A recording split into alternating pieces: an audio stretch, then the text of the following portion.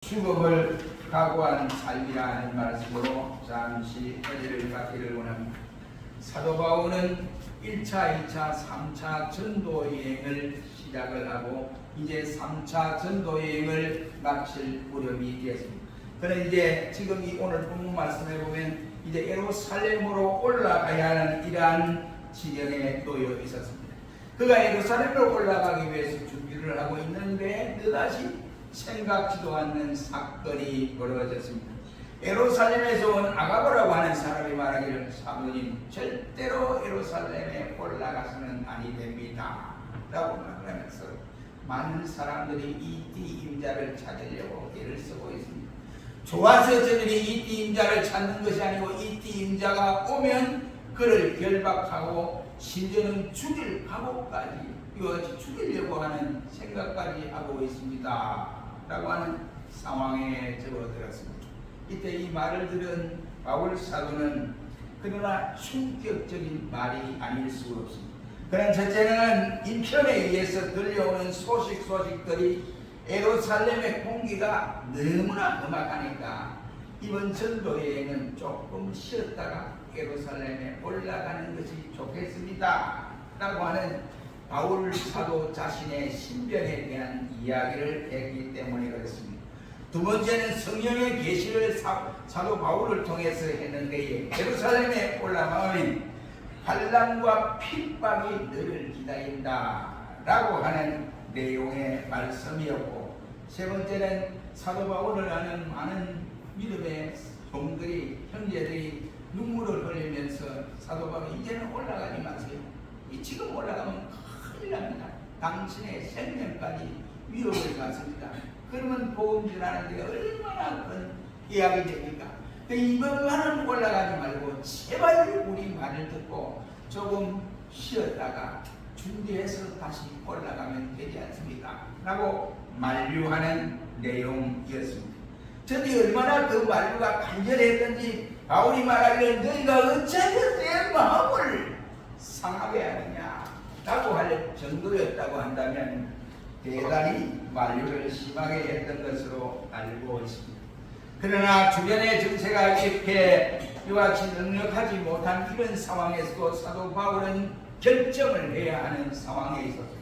그래서 바울은 말하기를 저들 앞에서 내가 예루살렘을 향하여 올라가겠다라고 선포를 하게 된 것입니다.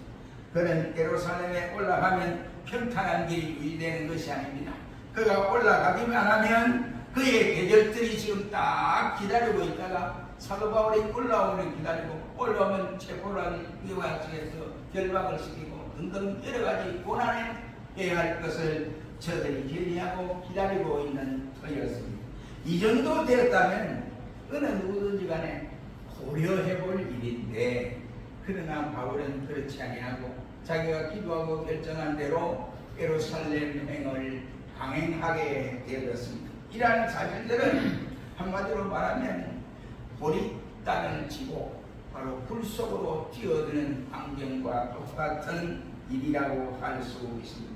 그럼에도 불구하고 바울은 전혀 저들의 충고에 대해서 이렇다 저렇다 회의하지 않고 예루살렘으로 올라가게 된 장면이 오늘 본문의 내용이라고 할 수 있습니다. 우리는 이 시간에 이 본문의 말씀을 통해서 생각해 보면서 죽음을 각오한 삶이라는 말씀으로 은혜를 받기를 소원합니다. 우리가 이 세상 살아가면서 믿음 생활도 똑같은 원리라고 생각합니다. 저와 여러분이 예수 그리스도를 나의 구주로 고백한 성도입니다. 이 성도의 삶이 우리 육체로 어려움이 있다고 해서 포기해버리고 하나님의 명령이 떨어지는데 그 명령을 무시해버리고 내 마음대로 내 편한 대로 이렇게 살아갈 수는 없는 사건입니다. 저는 지난주에 여기까지 한 사람을 만났는데 그분이 도시에서 사업을 하는 사람.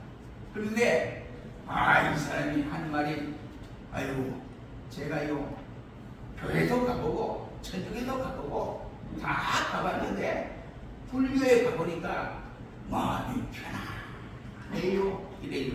그래서 제가 웃으면서 하는 말이에요. 당신은 죽을 때에 걸리구먼. 당신은 지도자를 잘못 만났어. 그래서 이 양반이 교회에 대해서 너무 많이 하는 거예요. 교회 내부의 사건을 하는 거냐, 기독교 역사관을 너무나 깨뚫어지게 보고 있습니다. 일반 교인들은 사내들인 공회가 어떤 것이다 전혀 카르타고 회의가 뭔지 몰라요. 근데 이 양반이 카르타고 회의도 알고 사내들인 공회도 알고 이 역사를 깨보더라고. 깨보는데 하나 말이, 나는 구약은 믿습니다. 그러나 신약 성경은 여기도 막 이 사건 저기도 저 사건 이게 막 같이 엉거려져서 그 사건에 대한 신약은 잘 안 믿어지지. 당신은 멸망에 조관이 액치할 사람입니다. 그 말은 우리말로 말하면 한 사건을 가지고 마태, 마가, 누가 복음에 이와 같이 연이어 기록된 것은 이것을 일러서 공관복음이라고 합니다. 이 소리 들어봤습니까? 그랬더니 하는 말이, 기독교인이 수없이도 많은데 성경 공부를 안 한다는 거예요. 성경 공부를.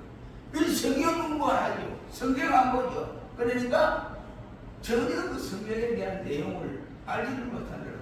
그래서 제가 당신은 배우기는 배웠는데 보니까 선생을 잘못 만났어.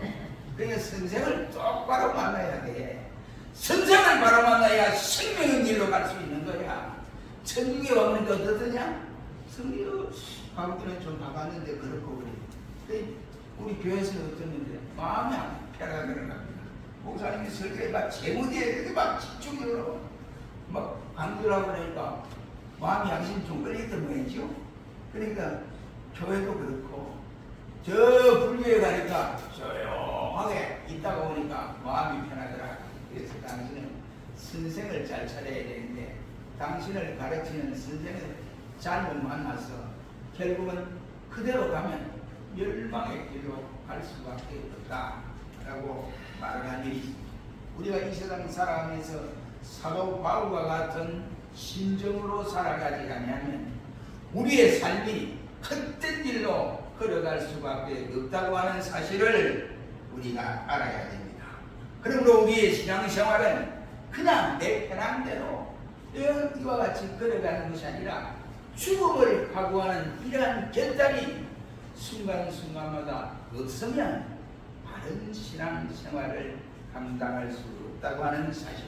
그래서 오늘 본문을 통해서 바로 죽음을 각오한 삶이라는 말씀으로 잠시 은혜를 받기를 원합니다. 왜 그러면 사도 바울이 예루살렘에 많은 사람들이 올라가지 말라고 했는데 왜 올라가게 되었던가 하는 것입니다. 주변의 전세를 전혀 감지하지 못했다면 모르는 자신의 바로 예루살렘이 자기에게 크게 불리한 결과를 초래할 것이라는 사실을 뻔히 바울은 알면서도 거기를 선택하여 올라가게 된 것입니다. 그러니까 올라간 것이 왜 그렇습니까? 바울 사도가 고집이 시해서 그렇습니다. 그게 아니다. 는 알림과 뜻은 별개의 일이다. 알리는 것과 뜻은 다른 의미가 함축되어 있다. 성령께서 바울에게 말하기를 결박과 환난이 너를 기다린다 라고 말씀한 이것은 바로 하나님의 뜻이 아니고 사도 바울에게 각오를 하고 올라오라 이란 하나님의 바로 알림이었다 라고 할 수 있습니다. 그러나 성령께서 예루살렘에 올라가지 말라고 하는 말은 오늘 본문을 아무리 살펴봐도 그 말은 없습니다. 그러므로 바울은 당초의 계획대로 예루살렘을 올라가기로 결정을 하고 성령의 알림과 성령의 뜻을 통일시해서는 아니 된다고 판단을 했기 때문에 그렇습니다. 대다수의 우리 신자들은 하나님의 뜻이다 라고 생각하고 알림의 그 사실을 깨달아야 돼요. 이 알림은 모르고 하나님의 뜻이라고 이와 같이 자기 스스로 자기 좋은 대로 해석을 하여 아주 인숙식으로 해석을 해버립니다. 그렇게 자기에게 유익하도록 처세해버리는 경우들이 많습니다. 예루살렘에서 환난을 나를 기다린다고 하는 이 알려주는 것은 나더러 예루살렘에 올라가지 말라고 하는 것이 아니라 네가 예루살렘 올라오는 것은 분명한데 올라오기 전에 죽을 각오를 하고 올라오면 단단히 무장을 하고 올라오라 이란 말이 되겠습니다. 영체도를 하다 보면요 제일 어려운 것이 가족전도 그렇잖아요. 가족전도가 제일 어렵습니다. 전도하네. 그 어떤 사람들은 니나 잘 믿더라. 니가 예수 믿는데 뭐 내가 그냥 걷다가 천국까지 안 되느냐 이런 말 안 듣습니다. 그러나 그래도 부지런히 기도하고 부지런히 만나면 예수를 믿어야 됩니다 하고 부르짖어야 돼요. 어렵지만 그러나 그때 종래에 가면 하나님이 그가 택한 백성은 여러분의 기도대로 바로 주께로 돌아오도록 만드는 것입니다. 예수님께서 예루살렘에 올라간 이러한 사건을 우리가 볼 수가 있는데요. 거기에 보면 그 논리에 보면 예루살렘에 올라가지 말라라고 하는 베드로가 제안을 했지요. 그런데도 불구하고 그 예수님이 안 올라갔습니까? 올라가야 할 이유가 또 예수님이 예루살렘 올라가 고난을 받고 십자가에 달려 돌아가지 않은 사건입니다. 마찬가지로 바울 역시도 성령께서 그에게 알려주는 뜻은 미리 준비를 단단히 하고 예루살렘에 올라가라는 이 뜻으로 함축하려고 예루살렘에 올라갔습니다. 생명운동이라고 하는 것은 전체로 바울은 인정과 예전은 틀리다 사실을 깨닫게 되어졌습니다. 믿는 형제들이 울면서 바울의 예루살렘 행을 만류하는 것은 인정이지 예정에서 우러나는 사건이 아니라는 말이 되겠습니다. 대다수의 사람들은 인정에 묶여서 하나님의 일을 하지 못하고 전진하지 못하고 그만 추천해버리고 이게 하나님의 뜻이구나 하고 그만 뒤로 물러서 버리는 경우들이 많습니다. 그래서 인정과 예정을 혼돈하는 수가 있습니다.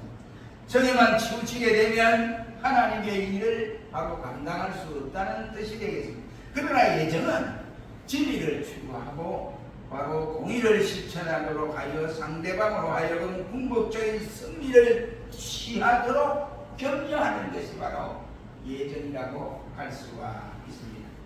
가이사라 빌립보 지방에서 예수님이 내가 십자가를 지고 3일 후에 십자가에서 고난을 받고 죽어야 되겠다. 그래고 원래 제자들 중에 베드로가 주여 그리 마옵소서 절대로 그런 일이 있어서는 안 됩니다 라고 말을 했습니다. 그가 베드로가 볼 때에 이때는 그 예정어린 유한의 심정으로 예수님께 그렇게 말한 것입니다. 그러니까 이 말은 이 베드로가 한 말은 예정이 아니었다 이 말이죠. 그러니까 우리 역시도 그 예정어린 충고, 예정어린 이와 같은 뜻에 이때여 결정을 해야 될 일입니다. 그런데 바울이 말한 것도 마찬가지고 여기 예수님 역시도 베드로가 말한 대로 올라가지 마세요. 만약에 예수님께서 베드로의 말대로 예루살렘에 올라가지 아니했더라고 한다면 어떤 결과가 나타나게 되었을까요?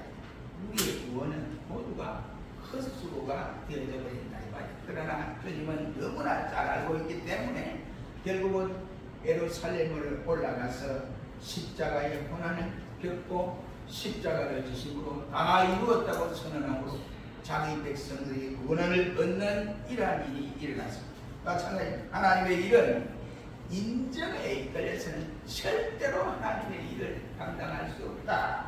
이러면 막이라 수를 쓰는데 그냥 하지 말라. 똑답게 그렇게 안 하지.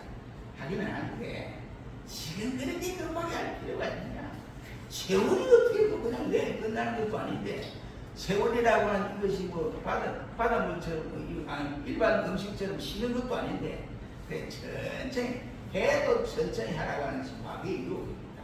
이럴 때 우리는 사도 바울과 같은 옳은 결단을 해야 한다라고 생각을 합니다. 바울은 이것을 알고 예루살렘을 만류하는 형제들의 눈물의 동요에 그가 참여하지를 않았습니다. 너희가 어찌하여 우려 내 마음을 상하게 하느냐 라고 말하면서 그는 예루살렘에 올라갈 것을 결의하고 올라가게 되었습니다. 왜 예루살렘에 올라가느냐? 그는 고집과 충성은 다르기 때문에 그렇습니다. 고집은 자기의 뜻을 관철하기 위해서 자기 주장이지만 충성은 하나님의 뜻을 이루어 드리기 위해서 자기가 당하는 희생을 각오하는 것이 바로 여기에 나타나는 충성이라고 할 수 있습니다.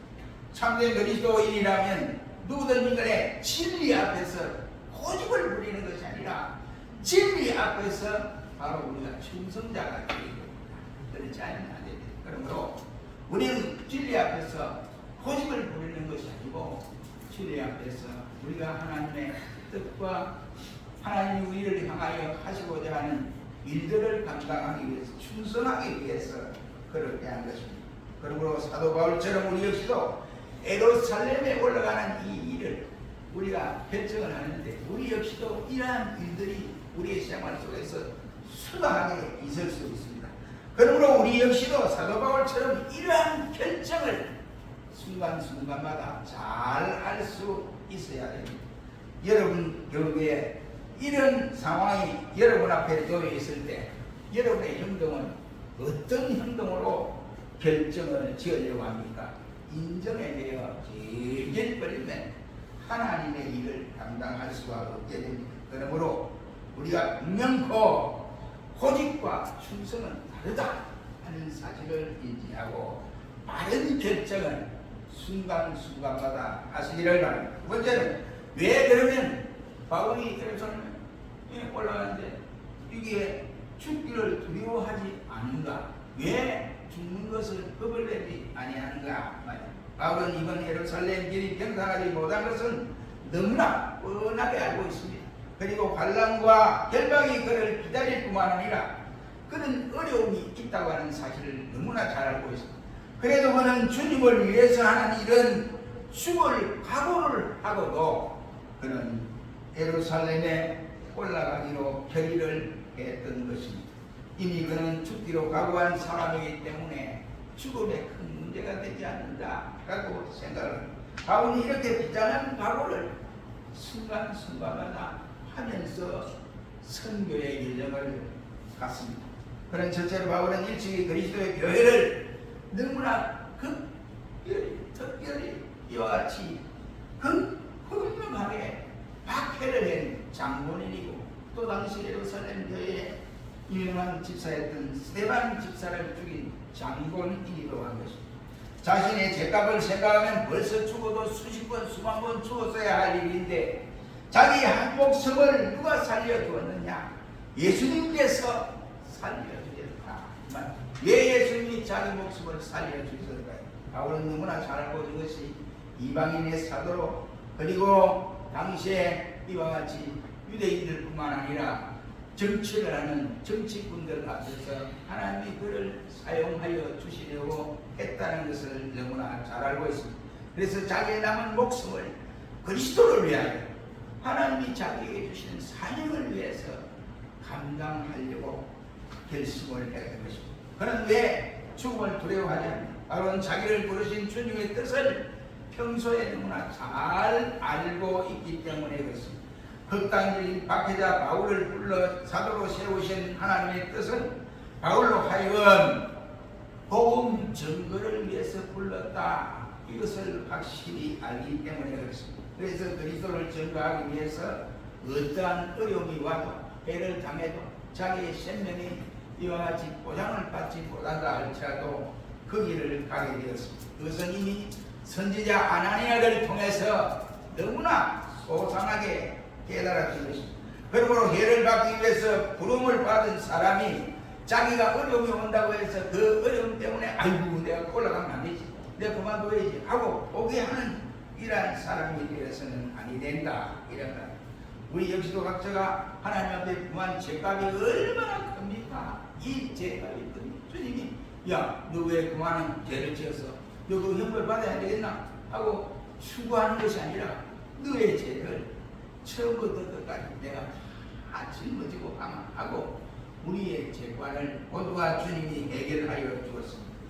이런 경험은 우리가 이 세상 살아가면서 순간순간 느낄 때마다 많이 느껴지는 사실이라고 할 수 있습니다. 그리고 우리는 늘 사도 바울과 같이 자기를 부르신 주님의 뜻을 저버리지 말고 순간순간마다 주님이 나를 부르신 뜻을 확인하고 확인해서 우리가 가야 할 길을 바로 걸어가는, 그래서 주님을 위해서 크게 쓰임을 받는 종들이 될 수 있기를 주의 이름으로 축원합니다. 세 번째는 13절로 14절 말씀에 죽음을 각오한 삶의 결과가 어떻게 되느냐를 말씀하고 있습니다. 죽음을 각오하고 산 바울의 삶에서 우리는 어떤 것을 발견하느냐? 비겁하지 않고 그는 소신껏 살아왔다 하는 사실을 발견할 수 있습니다. 사람이 바르게 살지 못하는 것은 옳고 그런 것을 판단하지 못해서 그런 것이 아니라 예, 아니오를 분명히 하다가도 자기에게 다가올 이 어려운 일들을 생각하면 주춤하게 되고, 내가 이렇게 하면 또 우리 가족이 어떻게 되지? 어떻게 돼? 하고 이렇게 내 주변 사람은 어떻게 되지? 이러다 보니 주춤하게 돼서 두려워하는 것입니다. 그런데 바울은 그리스도를 위해서 죽을 각오를 한 사람입니다. 그러므로 그가 두려워할 부분은 이와 같이 하나님 외에는 아무도 없다 라고 하는 사실입니다. 하나님께서 명하신 대로 바로 담대하게 증거하고 소신껏 행동하는 것은 지극히 당연한 일이라고 생각을 해서 우리 역시도 어떤 어려움이 와도 겁내지 말고 우리는 하나님만 두려워하는 삶을 살아가는 우리 모두가 되시기를 주의 이름으로 축원합니다. 두 번째는 불안을 극복하고 평안하게 살았다 이 말이에요. 죽음을 각오한 사람이 여하지 한 번만 죽고 두 번 죽고 세 번 죽겠습니까? 이 죽음을 각오한 사람은 앞에 어떤 환란이 와도 어떤 어려움이 와도 두려워하거나 그런 일이 전혀 없습니다. 평안하게 살 수 있습니다. 하나님 때가 되면 내 생명을 오라고 부르겠지 하고는 자기 할 일에 충성하니까 마음이 편안할 수밖에 없어요. 바로 그런 바울의 모습. 그는 빌립보서 4장 4절 이하의 말씀에도 그는 바로 빌립보 감옥에서 갇혀 있을 때 그는 항상 기뻐하는 나라를 보내봤습니다. 그렇다면 우리를 바로 죽음에서 초월하게 한 하나님께서 우리 역시도 어떤 경우에도 죽음 앞에 어려움 앞에 두려워하거나 떨지 말고 우리의 주신 사명을 잘 감당하는 우리 모두가 되시기를 바랍니다. 첫 번째는 부정을 물리치고 그는 담백하게 살았습니다. 구차하게 살고자 하니까 부정도 일어나고 여러 가지 일들도 생기고 불의와도 타협하게 되는 것입니다. 죽음을 각오한 사람이야말로 무엇이 답답해서 부정을 하고 이렇게 하겠습니까? 그리스도를 위해 생명을 가진 사람이라면 세상의 것에 대해서 연연할 필요가 없다고 생각을 합니다. 그렇게 바울은 분을 타거나 신용과 멸망에 빠지거나 돈을 사랑하다가 유혹에 빠지는 등 이러한 세상적인 일에는 모두가 감을 싸고 살았습니다. 그렇다면 그는 어리석은 일을 하지 않았다 이런 말입니다. 사랑하는 성도 여러분, 어떤 사람은 체력도 강하고 또한 체력도 풍성하고 권력도 대단하고 사회적인 지위도 높으면서도 그가 살고 간 삶을 무력화하고 무의미하게 하고 민망하게 이럴 데 없는 이러한 사람들이 우리들 주위에서 찾으면 얼마나 많이 있습니다. 그러나 우리는 그런 삶을 살아서는 안 된다 이런 말. 바울은 육체는 병이 들어 골골하면서 체력은 이와 같이 어렵고 힘들어하면서 그의 지위는 비천하고 권력은 전무한데도 불구하고 강력하고 풍성하고 의미있고 보람있는 성공적인 삶을 살았으니 어찌 이 일뿐이겠습니까? 그러므로 그리스도를 위해서 죽을 것을 각오한 삶을 살아갔다 이런 거예요. 예나 오늘이나 부유한 것 같으나 실상은 가난한 인생들이 대단히 많고 연약한 것 같으나 실상은 풍성한 삶을 살아가는 사람들이 많습니다. 여러분이면 이 사람들 가운데 어떤 쪽을 선택해서 살아가겠습니까? 예수님의 말씀처럼 누구든지 자기 목숨을 구원하고자 하면 잃을 것이고 자기 목숨을 그리스도와 복음을 위해서 잃게 되면 도리어 구원을 얻게 되리라고 말씀을 하고 있습니다. 얻음으로 잃어버리는 삶을 살지 말고 우리는 잃음으로 얻어지는 삶을 살도록 바울과 같은 중심으로 살아야 되지 않겠습니까? 그리스도를 위해서 죽음을 각오한 삶을 살아간다. 교회를 위해서 정말로 내가 복된 삶을 살아간다. 복음을 위해서 내가 진정으로 가야 할 길을 걸어가는 이런 사람이 되는 우리에게 두려움이 있습니다. 죽음을 각오한 삶에 가는 길이라고 할 수 있습니다. 우리도 이러한 순간순간의 결단으로 살아서 하나님께 크게 영광 우리 자신에게는 풍성한 은혜의 삶을 살아가는 우리 모두가 될 수 있기를 주의 이름으로 축원합니다. 기도하겠습니다. 거룩하신 하나님, 우리의 삶을